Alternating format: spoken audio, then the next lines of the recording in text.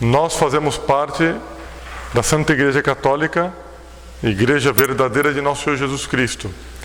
E é importante que nós compreendamos qual é a importância, é importante que nós compreendamos qual a relevância, portanto, da igreja neste mundo.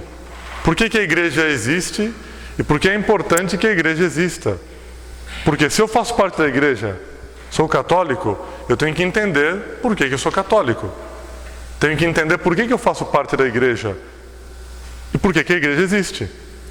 Então imaginem o seguinte: se nós vivêssemos em uma sociedade, imaginemos a vida que nós temos agora, cada um na sua casa, mas a igreja não existisse nesse mundo, a igreja de nosso Senhor Jesus Cristo. Então, alguém vai fazer uma coisa errada, percebe que está errado, porque Deus colocou isso dentro da alma de cada um, mas a pessoa não tem nenhum ponto de referência. Quando a pessoa vai fazer uma viagem, por exemplo, ela entra numa trilha no meio do mato, ela tem um ponto de referência. Tem uma construção que fica no outro bairro, do outro lado da montanha, por exemplo, e eu vejo uma pontinha daquela construção. É um ponto de referência. A pessoa vai caminhando, ela pode se perder um pouco na trilha, mas de vez em quando ela sobe numa árvore, está ali ainda, não mudei, estou indo para o mesmo lado, para a mesma direção. Então a pessoa tem um ponto de referência. Então esse ponto de referência guia a vida da pessoa, aquela caminhada, nesse caso do exemplo que estou dando, para que a pessoa atinja o fim. Agora, se a pessoa não tivesse um ponto de referência, ela pode começar sua trilha indo para o norte, ela termina indo para o leste, para o oeste, para qualquer canto, porque ela perdeu na metade do caminho, simplesmente ela vai parar em outro lugar. Para isso serve a igreja de nosso Senhor Jesus Cristo. A igreja de nosso Senhor Jesus Cristo é como um farol. Todos sabem que em navegação, para que os navegantes consigam evitar acidentes e se guiem bem no mar, existem faróis, são aquelas torres que se constroem às vezes no meio do mar, numa ilhazinha, ou numa pedra qualquer, de uma rocha, ou na beira, na parte do continente. É uma torre muito robusta, porque normalmente as ondas do mar batem naquela torre com violência. Tem inclusive filmagens muito interessantes de faróis que eles aguentam uma violência enorme do mar e não sucumbem, não quebram, não caem. Eles têm uma luz, e aquela luz fica girando, e as pessoas se dão conta que ali tem um farol. Portanto, algo está indicando, é uma região perigosa, tem pedras, está indicando um caminho. Esse farol, ele ilumina no meio da noite, quando o navio não tem ponto de referência nenhum. No máximo que tem a bússola, mas no meio de uma tempestade, até a bússola às vezes acaba girando junto com aquele caos que o navio passa a viver no momento da tempestade. Então, a igreja de nosso Senhor Jesus Cristo é um farol neste mundo. Se eu não tivesse esse farol, e voltamos ao ponto inicial que o padre estava falando, nós vivêssemos nesta sociedade, nossa vida normal, mas não tivesse igreja, comece a imaginar cada um de nós aqui. Então domingo não tem missa, durante a semana também não tem missa, porque não existe padre. Então, se eu tenho uma dúvida, um problema qualquer, onde que eu vou tirar? Porque a pessoa, quando sente um peso de consciência, sente que fez uma coisa errada, eu vou perguntar para o padre. O que a igreja ensina sobre isso? Pode fazer? Não pode fazer? Está certo? Está errado? E por quê? O que está mais fundo dentro desse assunto, mais dentro, na essência desse assunto. Por que eu quero saber se está certo ou se está errado? Porque eu sinto na minha alma que essa vida é passageira. Porque eu já vi gente que morreu, não voltou para contar como está do outro lado. O que aconteceu? Morreu, foi para onde? Aí vem aquela eterna pergunta: para onde nós vamos depois da morte?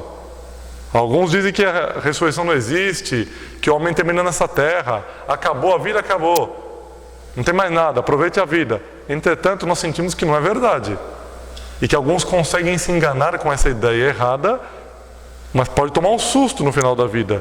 E como nós temos medo de tomar esse susto, se não é inteiramente por amor a Deus, pelo menos por medo do inferno, eu tento ajeitar minha vida. Então eu vejo que a igreja é um farol que vai me indicar. Eu chego no final de semana, procuro o padre, tal coisa é certa ou está errada. Confesso, coloco minha vida em ordem.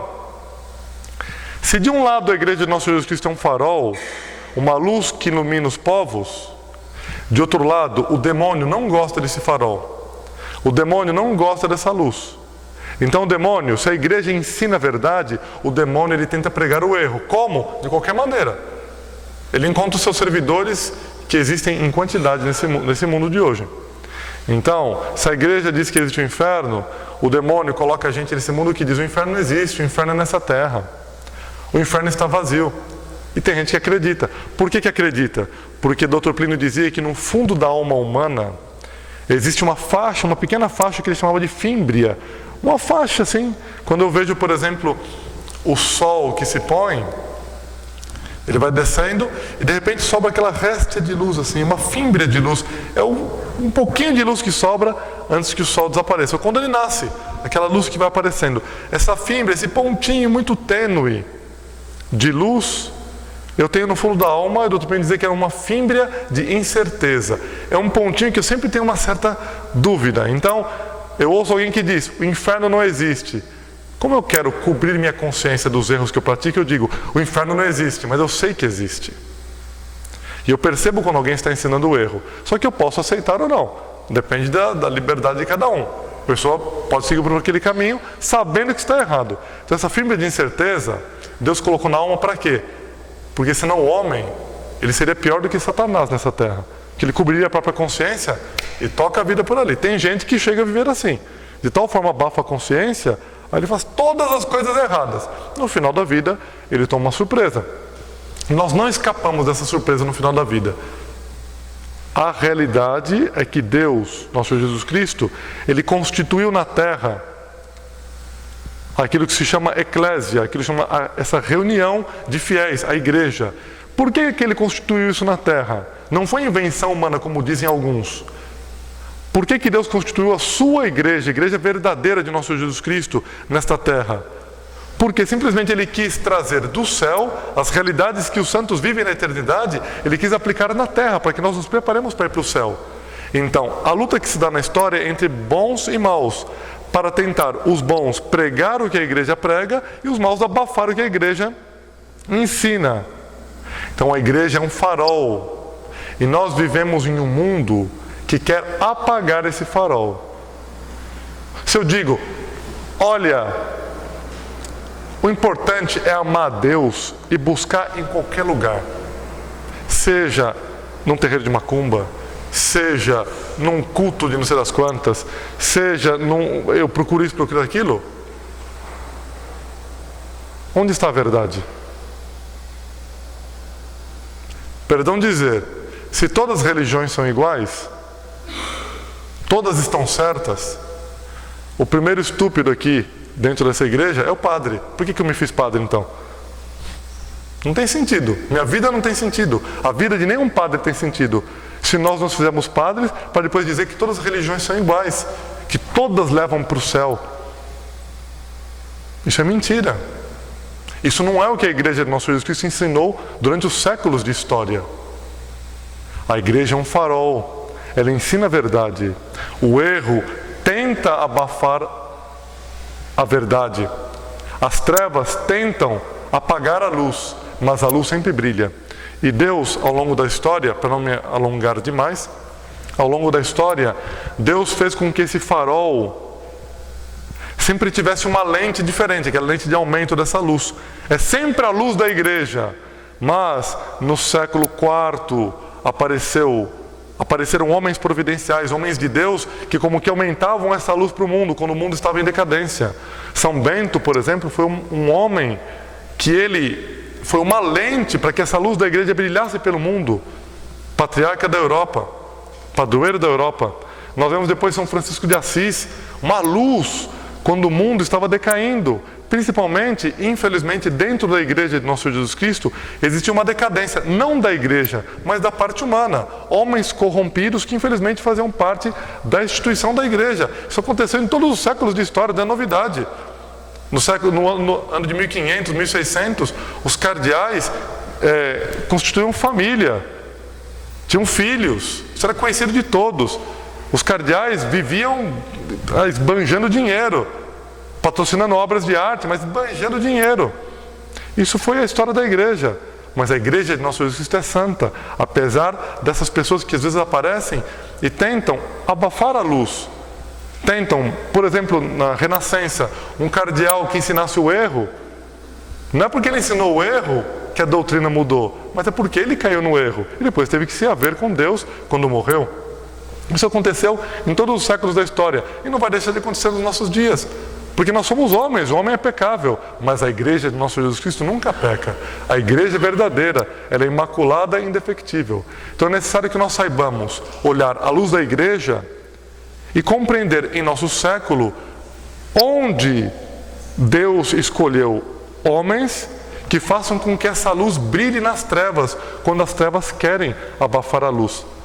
E assim nós entendemos e conhecemos o farol da igreja segundo esta ótica, segundo este par de óculos que Deus nos dá para cada época histórica, através dos homens que Ele envia para guiar os acontecimentos da história. Então nós devemos ser fiéis a nosso Jesus Cristo. Estamos começando um ano conturbado já. Só o que aconteceu nesse início de ano, quanta coisa a gente vai ver nas notícias. O mundo está em caos. As crianças, a inocência das crianças está sendo destruída. As famílias acompanham isso. As famílias estão sendo destruídas. E quem constitui uma verdadeira família, normalmente passa pelo ridículo no mundo de ter constituído uma verdadeira família. De ter filhos, ter a vida em ordem, ter casado na igreja. Portanto, tudo está de ponta cabeça. Vamos pedir a graça de, nesse ano, nós temos os olhos fixos na verdadeira igreja de nosso Jesus Cristo. Porque é certo que Deus nos aponta um caminho, apesar das trevas do mundo, apesar de toda a decadência humana que possa haver. Inclusive, infelizmente, dentro da instituição de nosso Jesus Cristo, a Santa Igreja Católica. É certo que nesse ano de 2020, nós veremos o Divino Espírito Santo descer sobre a igreja e apontar onde está a luz, onde está a verdade.